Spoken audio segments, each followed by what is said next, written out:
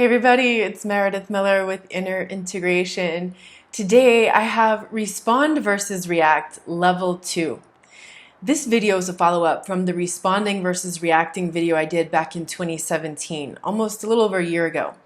Last week, I did a quick guide version of that video. So if you haven't seen it yet, check it out. I'm going to put the link below in the video description. Just in case you don't know, if you're on a computer, you can click Show More, and it'll show you the whole video description. If you're on a phone or a tablet, I think it looks like a little down arrow on the right, and if you click that, it opens the whole video description. That's where you'll find that link. That video, it's really short, it's really simplified, and it makes that process into very simple steps that you can follow. So today, I want to expand on this topic per some suggestions that I've had from the community. So responding versus reacting could also be called gray rock technique. It's very similar to the gray rock technique. It could also be called self-control because that's really what the core of it is. And it can also be called emotional maturity because that's really what this process is about, developing greater self-control and greater emotional maturity. So there's two phases of developing the ability to respond instead of react when someone psychologically abuses you or provokes you to react. So phase one is, can you feel it and not act on it? Phase one is where you focus on breathing, on centering yourself in your body so you can feel your feelings and acknowledge them. Asking yourself, where is it in the body? Like, where is that feeling of anger coming from? Where is that feeling of discomfort coming from? Focus on the epicenter of that feeling. Breathe into it. Be present with it without acting outwardly on that feeling. And so this is the one, phase one is what I mostly focused on in last year's video. Phase one is about working to eliminate your outward behavioral reaction. That's like yelling, slamming doors, storming out, saying something you regret, crying, etc.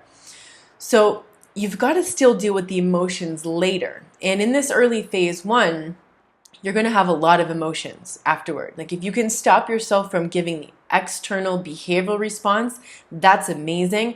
What you're going to notice at first is you still have a lot of uncomfortable emotions.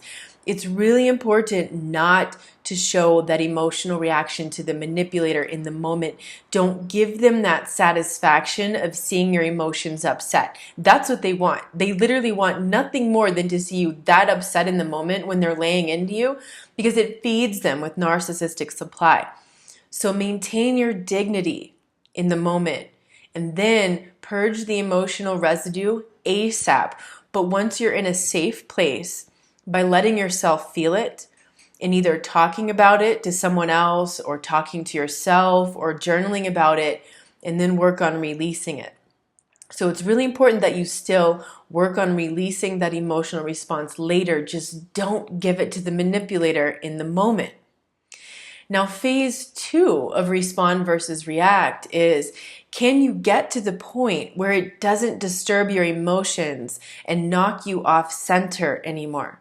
So when someone puts you down, tells you you're not good enough, tells you you're wrong, relentlessly accuses you of something that you aren't doing or you didn't do, or they otherwise try to assassinate your character, can you control your emotions to not let them provoke you to have an emotional response?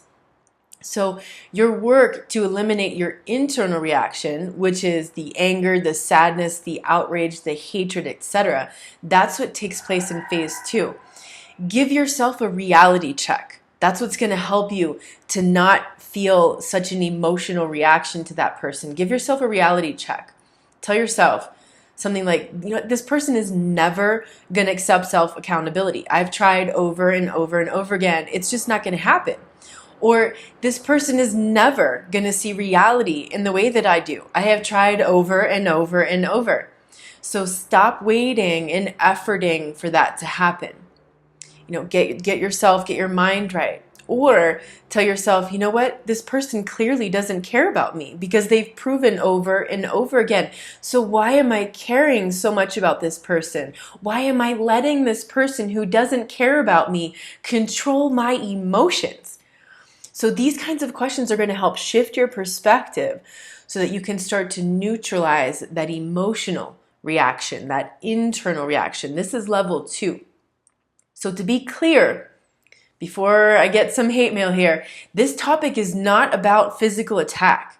I'm not talking about physical attack. If someone attacks you physically, definitely defend yourself quickly, efficiently, strongly, and get away from that person.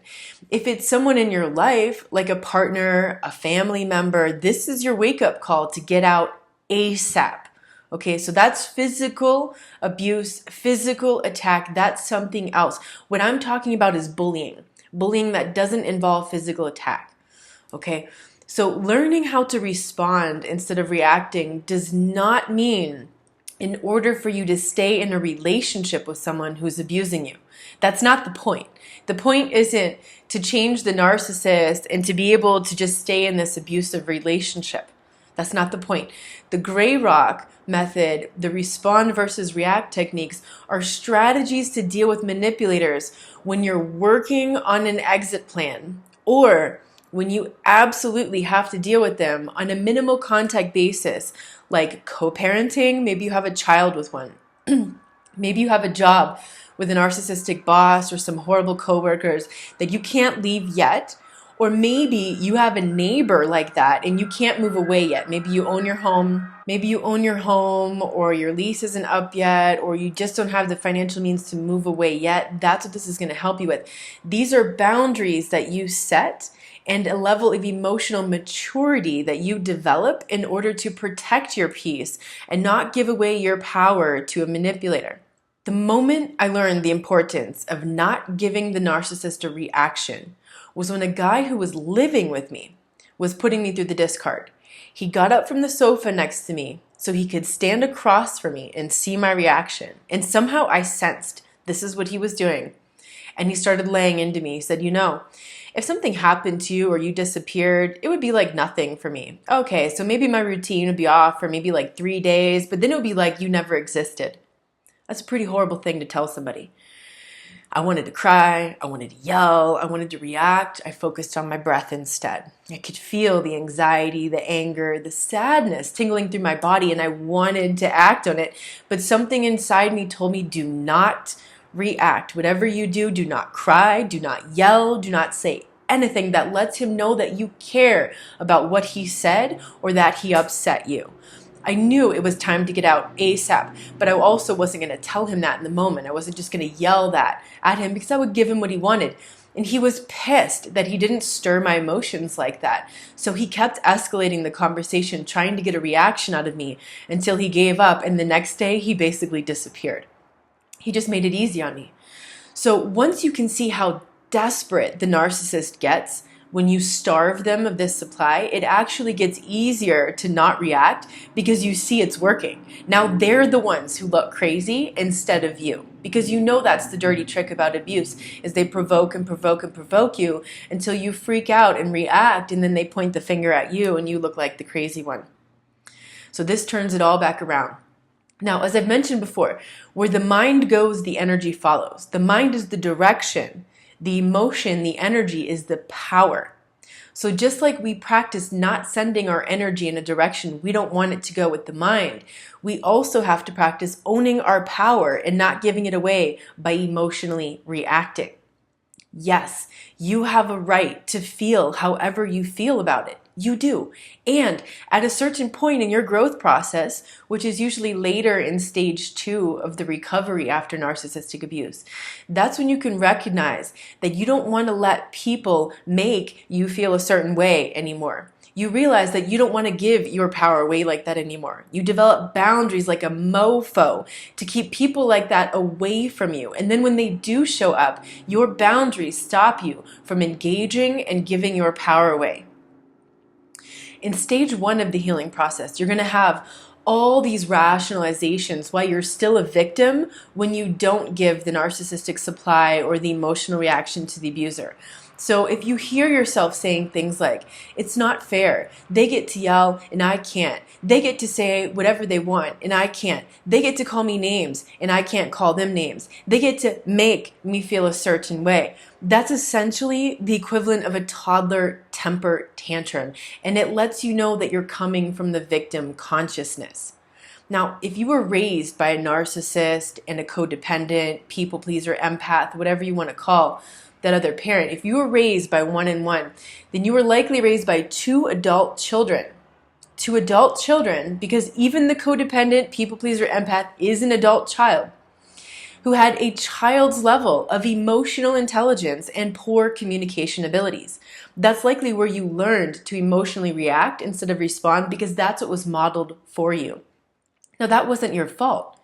But now as an adult, you have the opportunity to take self-responsibility, to mature in your emotional intelligence, and to develop better communication abilities.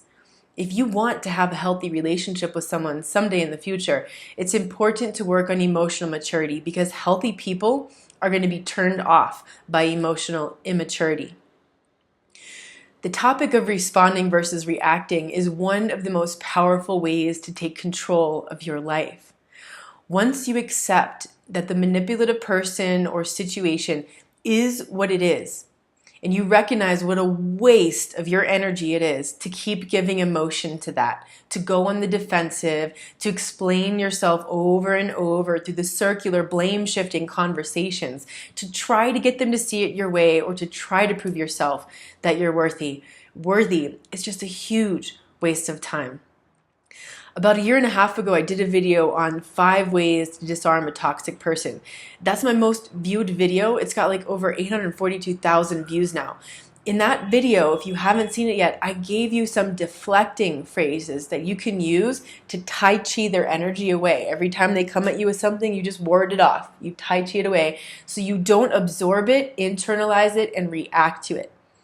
So when you say things like, could be, that's possible, that's interesting, it takes the power away from the manipulator, because you're not going on the defensive. You're not participating in the abuse invitation. And it's hilarious to read some of the comments of people who are pissed about those phrases.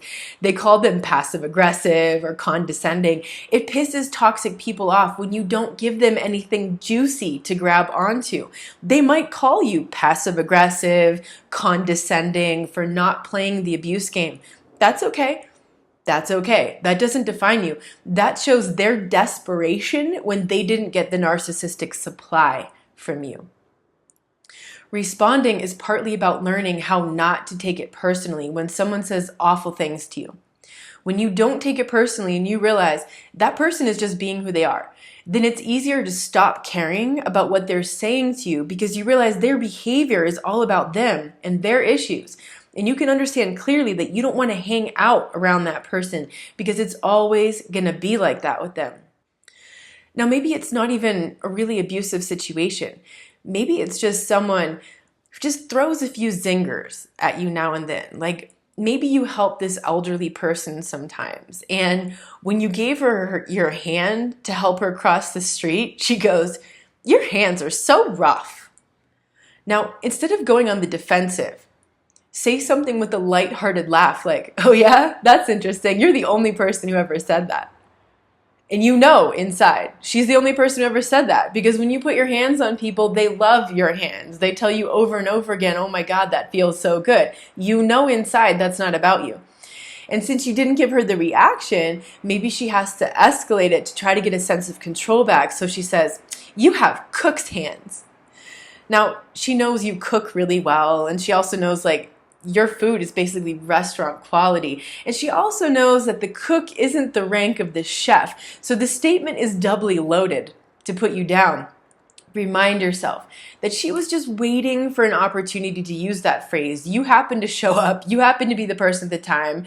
And she wanted to use that phrase to make herself feel better and to laugh at it. Just laugh at it. Recognize what that situation is. Remind yourself that you are literally lending a helping hand to this person and they're putting you down. Who's the person with the problem here? Okay, learn to laugh at that stuff because it's ridiculous. When you don't take it personally, when you don't internalize it and make it your problem when someone else has a problem, that's when you're really starting to get this. The overall goal of responding instead of reacting is to respond in a mature way, emotionally and behaviorally, no matter how insane the situation, the accusation, or the provocation is. And again, we are not talking about physical aggression. We're talking about verbal and emotional aggression. So when you respond instead of react, you can maintain your dignity and integrity so that you don't allow people and external influences in life to make you feel any kind of way and ruin your days. One of the struggles suggested from the community is that some people feel like if they don't react, then they're just taking the abuse. You're not just taking the abuse if you respond instead of react. So if this is the point that you're stuck in, then you need a perspective shift. Understand that if you react emotionally, you're taking the bait and you are just taking the abuse.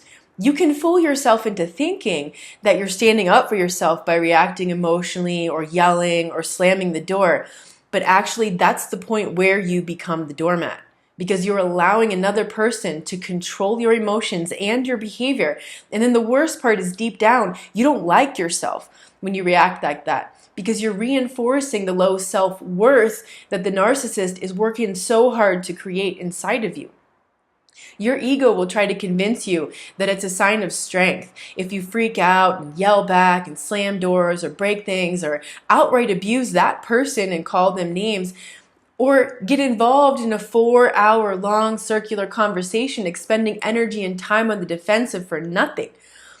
You'll need to have a pep talk with your ego to remind yourself that sometimes the greatest strength is knowing when to step off the playing field. It might not look like power to have the forbearance to not react, but that is power. Reacting is giving your power away. It's telling that person, here are the keys to my emotional states. Feel free to do as you wish. Manipulators learn very quickly where your hot buttons are. So once you react to that, expect them to keep hitting that spot over and over again. It's like a lab rat that learns if it keeps hitting that button, it's going to get food. Yes, abuse feels like shit. That's the whole point of it. You don't want to be around people who consistently have a way of inviting you to feel that way. Responding instead of reacting is going to help you feel less shitty because you didn't waste your time and energy in a futile fight. You didn't let them extract narcissistic supply from you. You took your power back. But it doesn't mean that you want to stay in that relationship. Once you pass the level where you stop reacting behaviorally, if you still feel like a doormat, then you're still letting them emotionally manipulate you, even if you aren't reacting outwardly. So the point is to develop the ability in phase 2 to no longer let other people's words and behavior disturb your emotional state. This is a long process of retraining yourself in your knee-jerk reactions that were conditioned to you since maybe childhood. So first work on not giving them the external reaction and next work on not reacting internally. If you still feel powerless after not reacting consistently, it might be because you haven't made a commitment to an exit plan yet. You can't see the end of the tunnel, so it feels hopeless. Or maybe, say it's co-parenting where you're forced to have minimum contact, one of those situations, then probably you need to have better boundaries, like no more phone calls, text and email only, no letting your ex into your house when you exchange the kids, meeting on the driveway only. So more boundaries. Now, if you're in the early stage of recovery, probably a lot of things piss you off and make you angry. That's normal after abuse. So much anger and resentment has pent up after being abused and abused. Now, it could even be a minor infraction that someone does that sets off an anger explosion in you, which is why it's so important to do anger processing after abuse. This will make you less reactive to life's little annoyances and toxic people. When a lot of anger is pent up inside of you and you try to set boundaries, at first it can come off as angry and aggressive. But eventually, as you process that anger, you can develop assertive boundaries without being passive or aggressive or passive aggressive. Responding instead of reacting is really the process of developing self-control over your emotions. This is the growth from adult child into a mature adult with mature communication skills and emotional intelligence. So as I mentioned, you likely didn't learn this at home in childhood. If you're still emotionally reacting, then you have some emotional maturing to do. There's no shame in that. Take responsibility for yourself and up-level your emotional maturity. Not only will that help you deal with the narcissist that you can't entirely get away from yet, but it'll also be very valuable life skill for you. Not to react to the asshole at work, the asshole in the street, the asshole in your family, the gaslighting in the news, and whatever fear porn story they're pushing today. Developing emotional maturity will help you get much farther in life, in your career, in your relationships, in your health, and your general outlook on life. Quality people will want to hang out with you when they feel your emotional maturity, and manipulators are repelled by emotional awareness and strength. If you're still thinking, it's not fair, the narcissist can throw a temper tantrum but you can't, then you've missed the whole point about developing emotional maturity. It's not a punishment to control your reactions, it's power. It means you are becoming a mature adult and no longer behaving emotionally like a child. You maybe weren't taught how to manage your emotions so you could respond instead of internalizing it and reacting. If you grew up with a narcissistic parent, you learned how to be highly reactive to life. It was a survival tactic. Now as an adult, you've got to develop new skills if you don't want people to be controlling you all the time. So remember, if you react, you're sending the message to that person that they're important and they have control over you. That's all that a toxic person is going to understand. They know they're important enough to you that they can get that kind of reaction out of you. So they're going to keep coming back for more. Yes, it will get worse as you stop giving them this narcissistic supply. They will escalate desperately, trying to get a reaction out of you. It means it's working. Don't give in. When the manipulator starts becoming desperate, it's working. It's working. Let them go ahead and go for that grand finale, the whole scandal they're going to do, and don't react. Then they're going to move on. Because it's no fun to play with someone who keeps dropping the ball.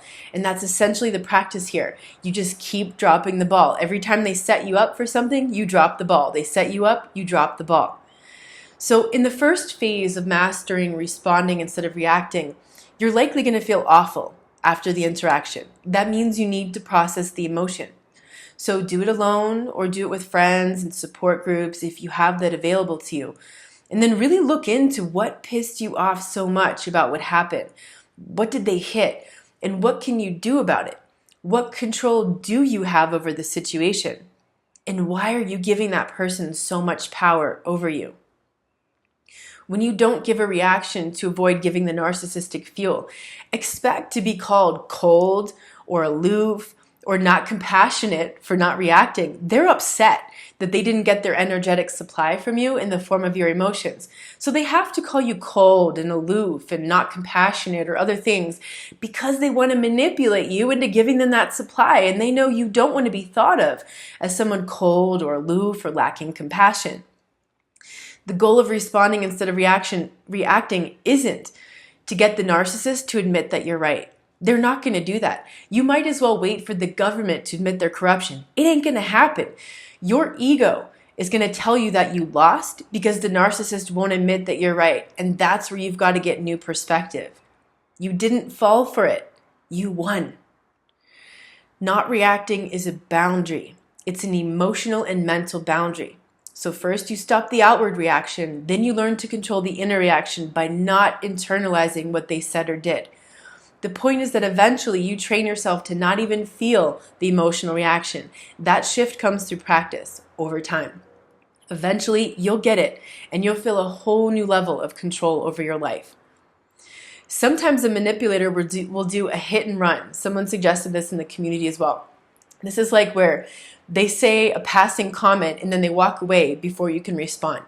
The best way to respond in that case is to do nothing. Ignore it like you didn't even hear it, like they didn't even say it, like they don't even exist. They hate that. They want you to chase them down the hallway or scream at them from the other room or run the other way and slam the door. That's going to give them pleasure. So instead, just go about doing what you were doing. Or maybe even turn on some happy music and have a little dance party of one. Dance can be really helpful to shake the emotions out of your body. Or get out of the house. Or if you're at work and this took place, like maybe somebody has a pattern of doing this. They walk by your cubicle, they drop that and they walk on. Okay, go to the restroom to recenter yourself again, or like take a 5-minute little walk outside around the building or something. Someone in the community also brought up projective identification. This is where you start taking on the projections of the other person. And this is a way that they can try to get a reaction out of you. So for example, if your narcissist mom or your narcissist aunt loves to tell you, oh, looks like you gained weight. Did you gain weight? Looks like you gained weight. You know those people. That's usually a projection of their own insecurities regarding their weight, their body. It becomes projective identification when you internalize it and you subscribe to that diluted reality where you know you didn't gain weight. You know you didn't. They could do this with any kind of projection. It doesn't have to be weight. It's whenever they're projecting on you whatever insecurity they have, and you know narcissists are extremely insecure people. They're always projecting. This could be like, you cheated, right? Something like that. How many narcissists do that? And then you start defending yourself and everything, and then you start freaking out. Don't internalize that, because if you internalize it, you're going to get stuck holding the uncomfortable feelings that don't even belong to you. Another thing that can help you learn how to respond instead of react is to know what your hot buttons are, know what your triggers are. So do an inventory of those to get ahead of the game. Notice the things that you're most sensitive about. You know, is it your weight? Is it your height? What is it about you that you're really sensitive about? What most disturbs your emotional peace? Like, what is it that people say that it will just disturb your emotional peace like nothing else? That's a hot button. Expect the manipulators to hone in on those. They have an uncanny way of intuiting exactly what those hot buttons are. So work on neutralizing your hot buttons so you take away the goalpost. This takes practice to learn. It's not going to be overnight. You're probably going to fail your way through this for a while until the inner shift happens and you really get the hang of it. Be patient with yourself and keep working at it, because it will pay off. Did you have a light bulb moment while listening to this video? Have you been working on this and feeling a greater sense of success in responding instead of reacting? I would love to hear about it in the comments below. I'm sending you all a big hug.